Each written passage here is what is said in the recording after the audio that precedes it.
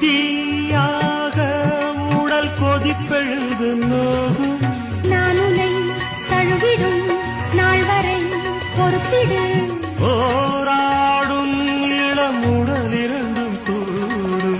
வேர்வையின் போர்வையில் கேள்விகள் துவங்கிடும்.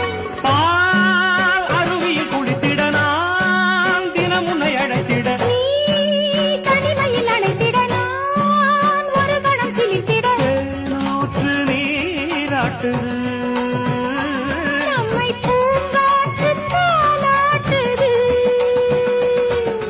கொஞ்சம் மலர் மஞ்சம் அதில் தஞ்சம் திரு நெஞ்சம் இங்கு வாரா